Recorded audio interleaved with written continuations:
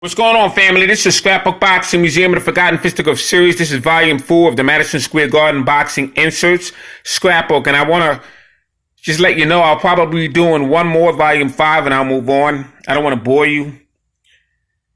But the reason why I'm doing this is because it's very important for you to learn about the opponents and all the fighters who fought in Madison Square Garden. I'll probably be doing Yankee Stadium as well. I have another book with Yankee Stadium. I didn't tell you that. I do have that. All the fights and fighters that took place in Madison Square Garden.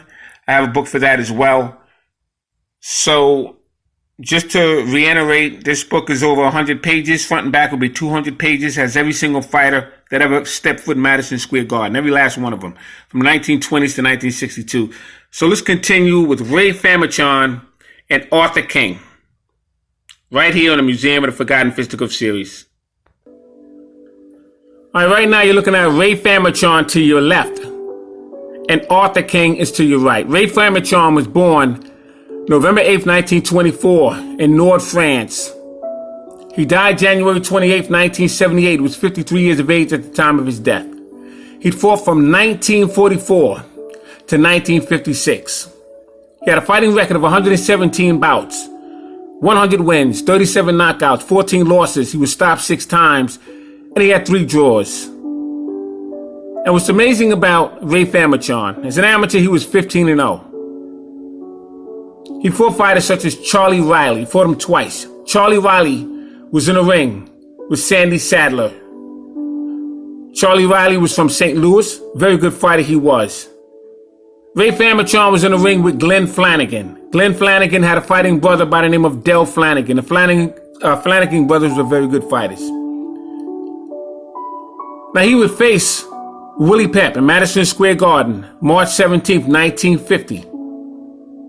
And he would lose to him in a unanimous decision. That's the closest Ray Famechon would come to win the featherweight title. It was with Willie Pep. So Ray Famechon, very good fighter. Let's move on to Arthur King. Now, he was from Canada. They called him Little Arthur. He was named after Jack Johnson. And he began fighting on a Monday night, January 21st, 1946. And he retired on a Monday night, December 9th, 1951. Now, he died December 14th, 2011. He was 84 years of age at the time of his death. And he would reside in Toronto, Ontario. His last opponent would be Yama Bahama. Yama Bahama was from the Bahamas. Very good fighter he was. He fought in the 1960s, 50s and 60s. Yama Bahama would be in there with fighters such as Emil Griffith and others. So he was a very, very competitive fighter. Arthur King stood 5'7" and he had a 69-inch reach. He was a lightweight.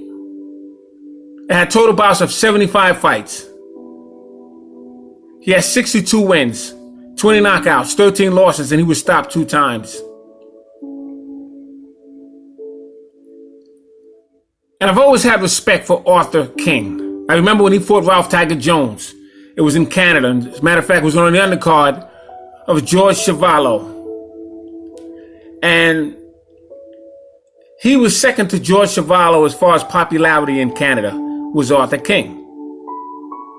He fought fighters such as Henry Davis, Joe Maselli, Patty DeMarco. He fought Patty DeMarco June 25th, 1951. Bobby Lloyd fought him twice. He would lose one and win one. He faced lightweight champion Wallace Bud Smith, September 14th, 1953. Fought him at the Eastern Parkway Arena.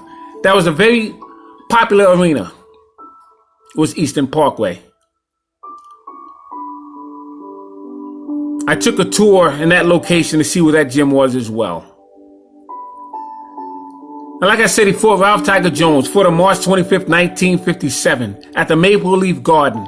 That's in Canada. You see, each city had an arena like Madison Square Garden. And Maple Leaf Garden was the arena for Canada that they would consider Madison Square Garden. Ralph Tiger Jones was some fighter. Arthur King would also face Joe Maselli. Fought him September 10th, 1956 at the Maple Leaf Garden in Toronto, Canada. He'd be in a ring with Chico Vijar, March 12, 1956, at the Maple Leaf Garden in Toronto, Canada. He fought Richard Pruden, fought him twice, March 24th, 1952, January 22nd, 1952. Fought him in Canada. He would face a fighter by the name of Teddy Red Top Davis, St. Nicholas Arena. That arena is in New York on 66th Street, across the street from Lincoln Center. You see, St. Nicholas Arena was originally an ice skating palace back in the 1920s.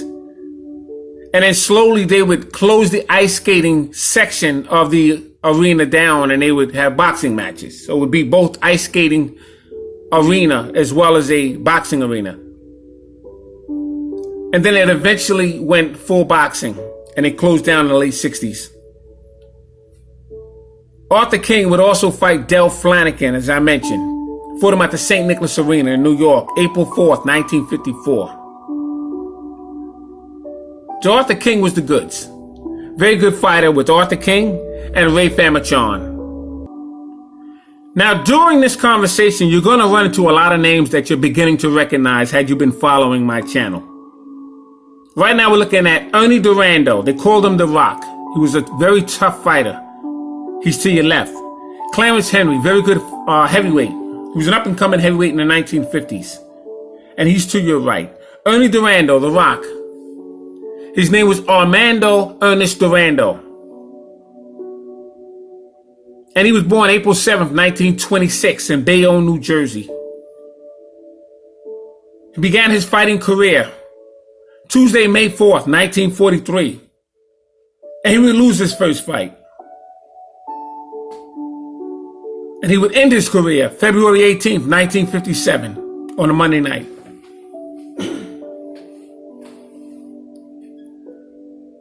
Now he had a total bout career of 74 fights, 46 wins, 31 knockouts, 23 losses, and he'd be stopped 6 times. He would have 4 draws.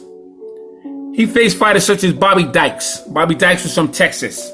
Very tall, very decent jab was Bobby Dykes. Kid Gavilan. He was called the Cuban Hawk. He became welterweight champion when Ray Robinson would step aside. He would face Johnny Bratton for the belt. Now he would try and face Ray Robinson 2 separate occasions. The Philadelphia fight was outstanding between him and Ray Robinson. But Ray Robinson was too much. Kid Gavilan was known for having the double bolo punch. He was in there with fighters such as Harold Green. Fought him twice. Harold Green was from Bronzeville, Brooklyn. Very good Italian fighter. He would fight street fights with Rocky Graziano, literally. They went to the same high school, or I should say the elementary school. And Harold Green was an underrated fighter. My father knew him very well. And he trained at Stillman's gym.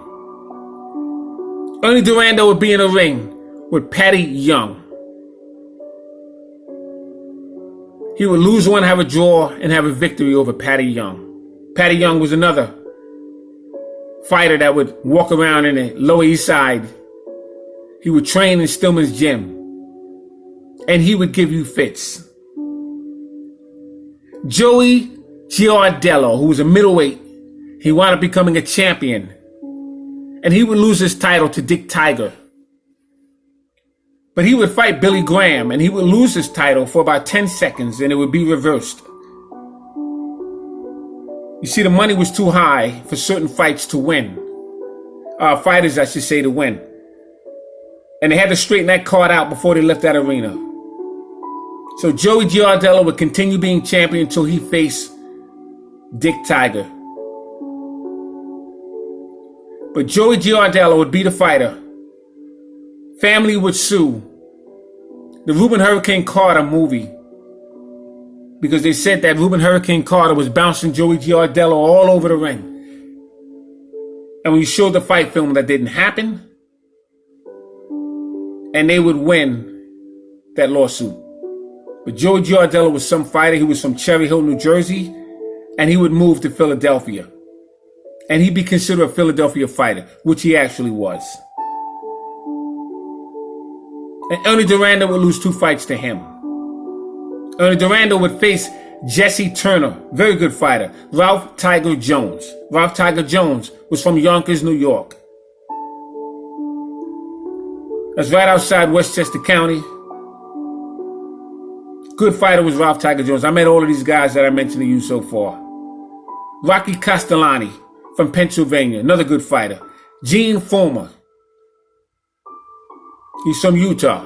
Ernie Durando was the goods. He's to your left. Clarence Henry to your right. Began fighting Tuesday, July 6, 1948. He would win his first fight.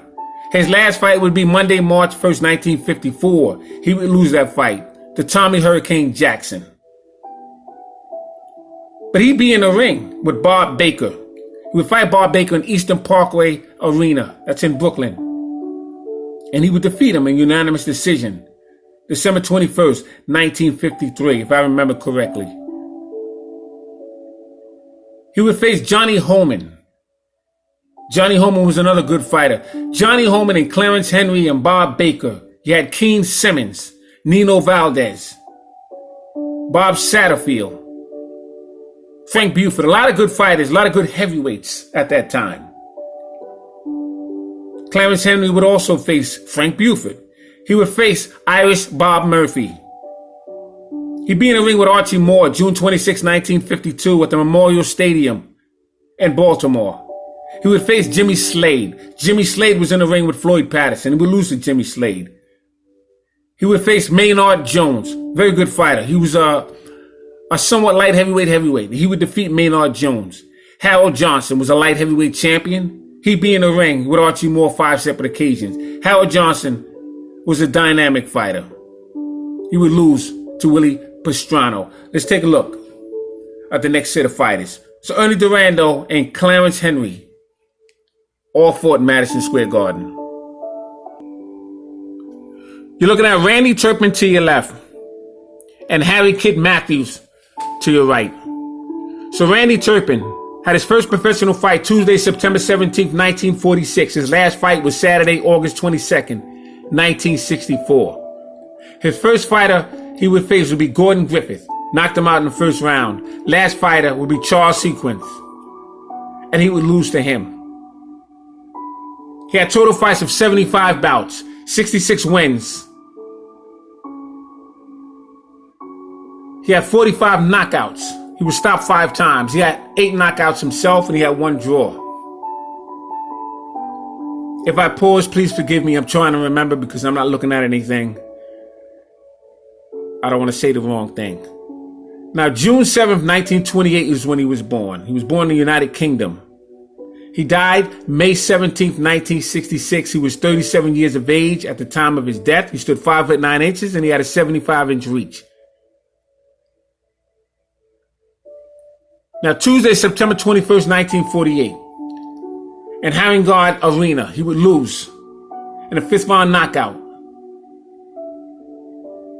He was 20 years of age. He would face a fighter by the name of Gene Stock. Gene Stock was in the ring with Marcel Sedan and Ray Robinson. In fact, Gene Stock was in the ring with Ray Robinson when he did his tour in 1952. He was one of the 5 fighters. February 27th, 1951. He'd be in the ring with Luke Van Dam. Another fighter would be in the ring with Marcel Sedan and others. He stopped him in 1 round. July 10th, 1951, on a Tuesday night at Earl's Court Arena, he'd be in the ring with Sugar Ray Robinson. He would take Ray Robinson's middleweight championship belt. That fight went 15 rounds. And they would have a rematch at the Polo Grounds in New York. September 12, 1951, he'd be stopped in 10 rounds. After cutting Ray Robinson over the eye, Ruby Goldstein would step in and tell Ray in between corners, "Ray, I'm going to have to stop this. Dr. Nardiato, who's the ring doctor, will order me to do so." Harry Wiley Sr. says, "Give him 1 more round." Salute to Harry Wiley Sr. Pee Wee Beal, all of the cornermen, pleading with Ruby Goldstein to give Ray one more round. So in between the 9th and the 10th round, Ray made his mind up. And he walks into the center of the ring to meet Randy Turpin. He circles him and jabs, moves from side to side. Ray Robinson had a head movement that would confuse you. He would jab to the body, jab to the head. And he would open up with a straight right hand and drop Randy Turpin right in the middle of the ring. Randy Turpin would stagger. And Ray would take him to the ropes. And when Turpin got to the ropes, he stayed there until Ruby Goldstein said he had enough. Because combinations were being thrown at him, head, body, body, head. Beautiful combinations of Ray Robinson. Not all landed, but it kept Randy Turpin honest. And Ray Robinson would once again be the middleweight champion of the world. Randy Turpin would be in the ring with Walter Cartier, June 9th, 1953. He would face Carl Bobo Olsen, October 21st, 1953. Charlie Hums from France, White City Stadium. It was for the vacant EBU Middleweight European Championship belt. He would face Tiberio Mitri. And he'd be knocked out within seconds. May 2nd, 1954. It was in Toronto, Romania, for the EBU title. And that was basically it for Randy Turpin. He was stopped in a matter of seconds in the first round with Tiberio Mitri. Jake LaMotta would knock out Tiberio Mitri. He wasn't a popular fighter at that time, but Randy Turpin would have never lost to Tiberio Mitri in his prime or a little early in his career.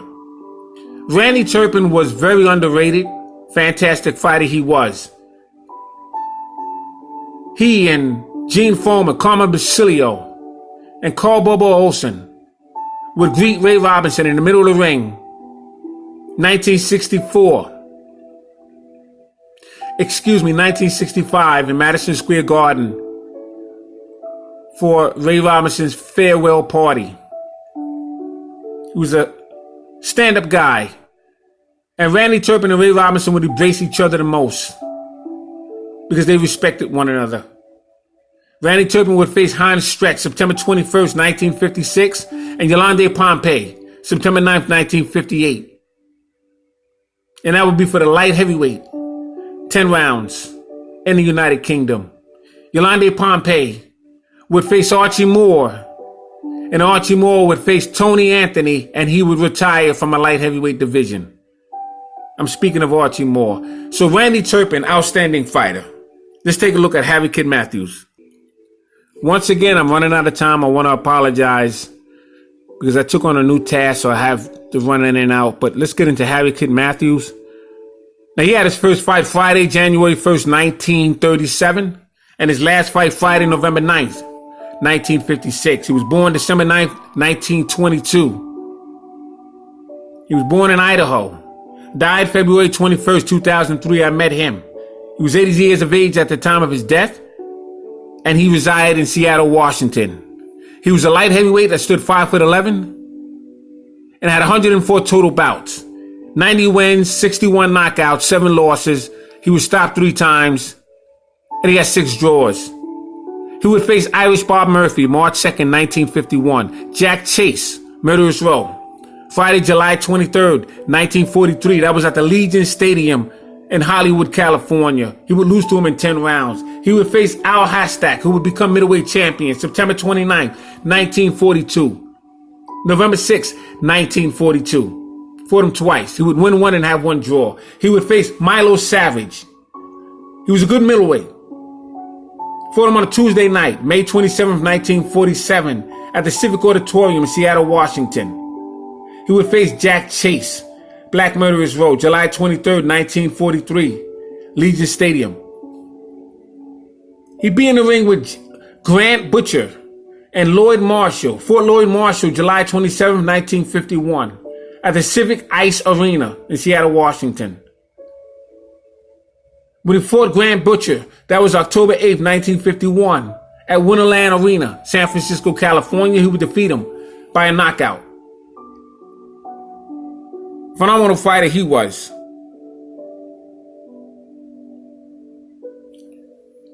Let's take a look at Harold Johnson.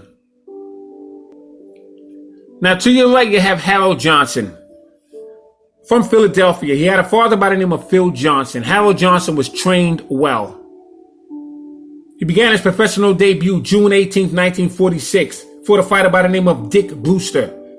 Last fight was March 30th, 1971, fought Herschel Jacobs. He was born August 9th, 1927, in Pittsburgh, Pennsylvania, actually Philadelphia. He was born in Philadelphia, Pennsylvania. He died February 19th, 2015. I think he was 87 years of age at the time of his death. I met him about 50 times on a regular basis. Light heavyweight, stood 5'10". He was 74-inch reach. He had total bouts of 87 fights, 76 wins, 31 knockouts. He was stopped 5 times, and he had no draws. Never had a controversy in the fight. He would fight fighters such as Jersey Joe Walcott, February 8th, 1950. As a matter of fact, that's the same date that he was stopped in 3 rounds. He got hit over the eye. And Walcott would fight his father, Phil Johnson, in the 30s, and knocked him over the eye and knocked him out in 3 rounds. Same location, same rounds. Father and son. Incredible. Harold Johnson would be in the ring with Archie Moore, fought him 5 times. One of the fights he fought him was April 26, 1949. It was at the Convention Hall in Philadelphia. He'd be in the ring with Bob Baker, George Chuvalo. When he fought Bob Baker, it was April 21st, 1946. Incredible, incredible, incredible. He'd be in the ring with Rex Lane and Willie James. Willie James was another up-and-coming heavyweight. Phenomenal, phenomenal, phenomenal. You just don't make fighters like that anymore.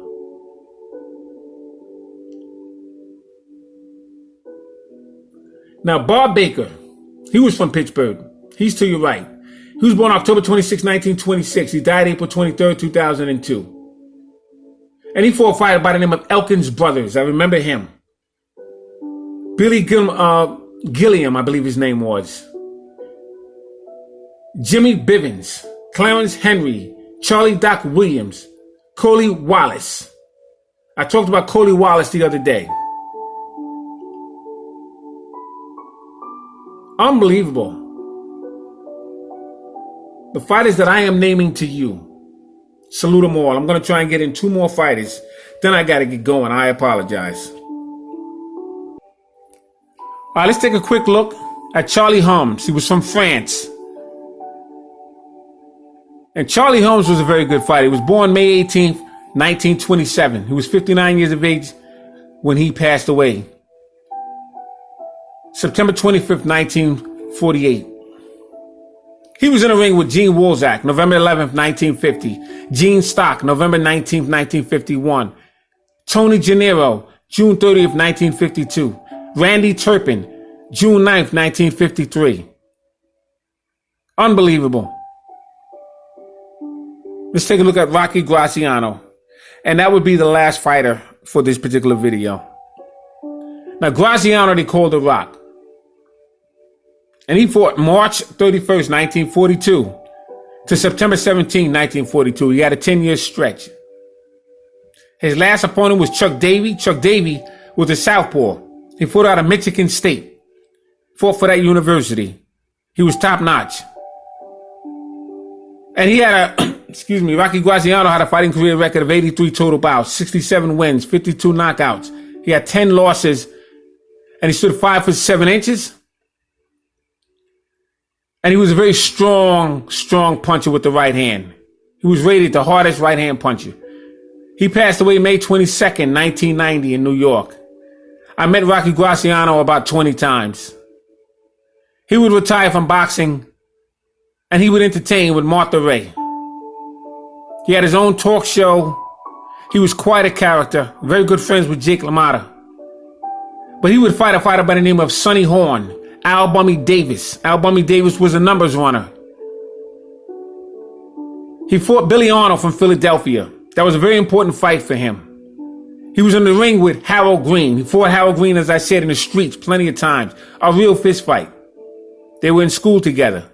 He fought Freddie Red Cock Crane, who was a welterweight champion. He was in the ring with Tony Zale, September 27th, 1946. 6-round knockout. July 16th, 1945. I'm sorry, 1947. And in 1947, Rocky Graziano would defeat Tony Zale in the 6th round. So what was amazing about this trilogy, Tony Zale would knock out Graziano in the 6 rounds. Graziano would knock out Tony Zale in the 6th round. He would pull out the mic from the ceiling and say, your boy did it, somebody up there likes me. And these guys had to fight in Chicago, and he would have problems in any other state because he didn't report a bribe that he actually rejected. He didn't take the bribe. And Rocky Graziano was just something else, man. He was one of them guys where whether you loved him or you hate him. But June 10th, 1948, he'd be knocked out in 3 rounds. An unbelievable combination, body and head, from Tony Zale. And Graziano would be stopped. He would come back again in 1952 to face Sugar Ray Robinson. And Ray Robinson would get rid of him in 3 rounds. It was April 16th, 1952. So I got to tell you, Rocky Graziano was a very good fighter. So this is Scrapbook Boxing. I'm going to end this video. I'll continue with Volume 5. But thanks for watching. Salute to my subscribers. Salute to these great fighters. I hope you're learning from this collection. Like I said, it means a great deal to me. You don't appreciate it, don't thumb it down. Just turn the page. I have no problems with it. If you do appreciate it, please hit the like button.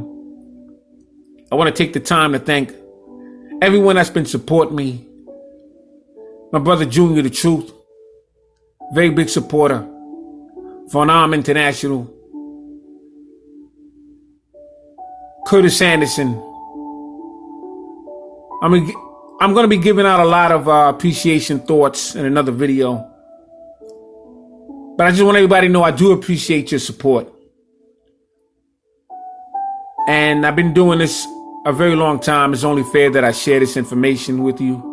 All of the stuff that I tell you is at the top of my head. I've never looked at anything since I've been doing this.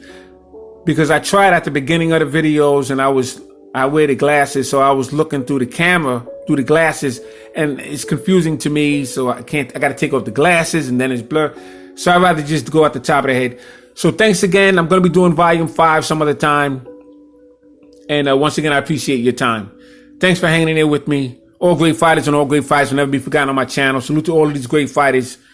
And that's how you learn your boxing. You got to go back and you got to start from the beginning and you got to come up. This way you'll start understanding the gamesmanship that's happening today. It all stems back from yesterday. And you'll learn how that makes sense to you when you connect the dots. All right, salute.